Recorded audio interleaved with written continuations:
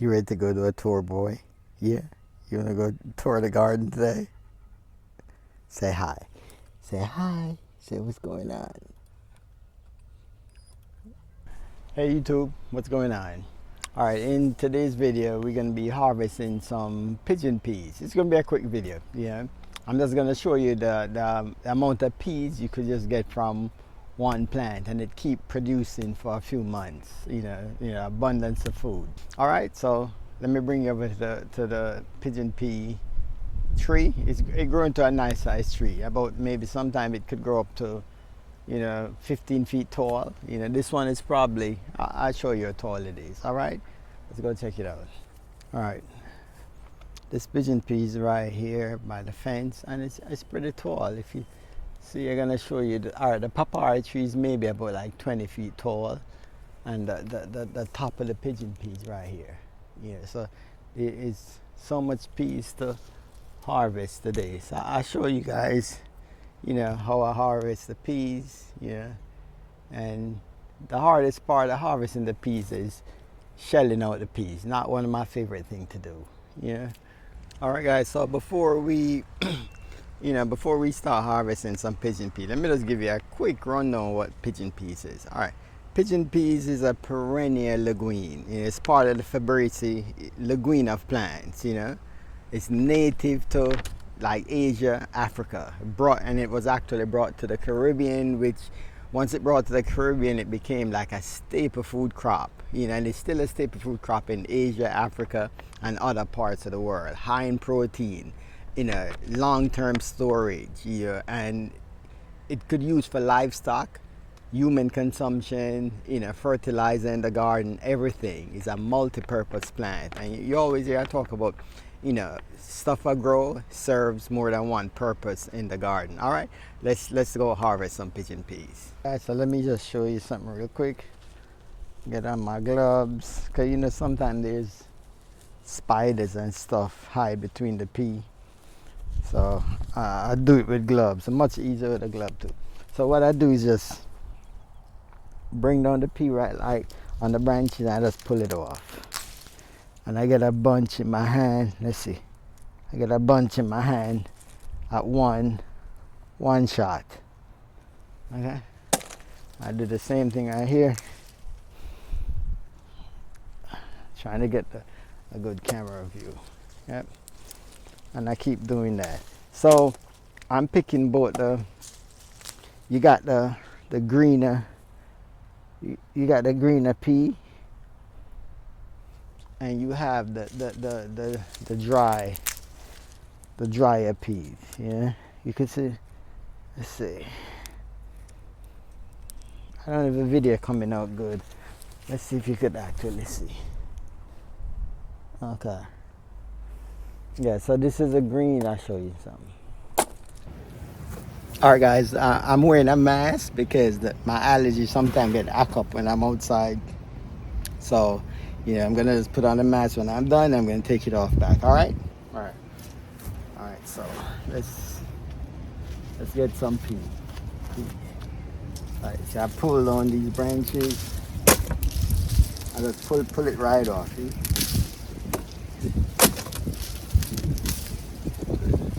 Much easier.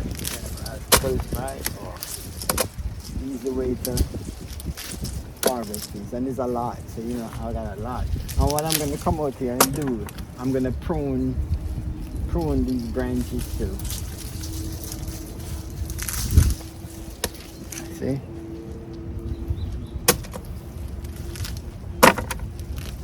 Pull everything off.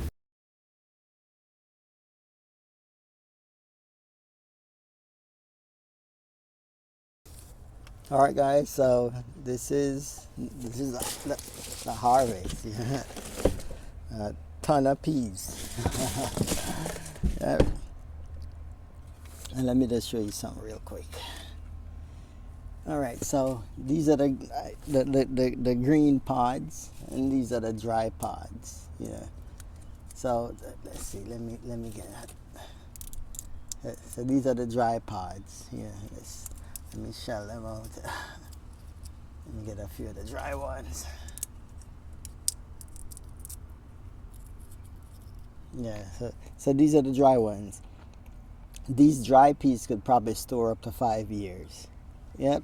So if you're in the prepping and all that stuff, you live in the more warmer states, pigeon peas is ideal stuff you want to keep on your shelf, and you could use multiple different ways. The green one, this is a greener pea. Let's open it. The greener pea, you could actually just cook this in many different ways. You could look up recipes for pigeon peas.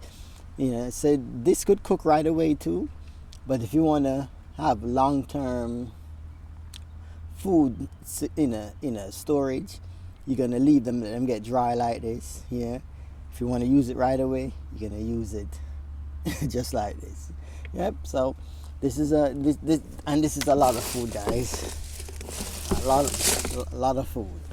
Yep. A lot of pigeon peas here. Yep. Yeah.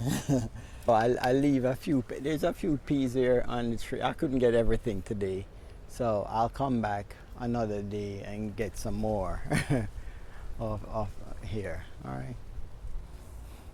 All right, guys. So we just harvest a ton of pigeon peas, and that's one of the reasons I like growing pigeon peas, is because it provides so much food at once. And then you could store the dry peas for long-term usage. If you're vegan, this is the ideal, food source, packed with proteins, packed with, just go look up, just put up nutrients facts or pigeon pea, and you're gonna see the list. The list goes on. Extremely nutritious food, and it's gonna even be more nutrients dense when you grow it yourself instead of you buying a pack from the supermarket. The only issue I have with pigeon peas is to shell out the peas. It's not fun. I never like shelling the peas, so I'm probably gonna ask the kids and the wife to help me with that part. Yep. So I'm gonna store the dry one. The greener peas you could just put in the freezer until you're ready to use it. You could cook it down in some coconut milk. You could cook it in soups. You could make rice and peas. You could make so many different ways you could use this peas. One of the thing I want you guys to remember about pigeon peas, if you're growing it, is it's day length sensitive.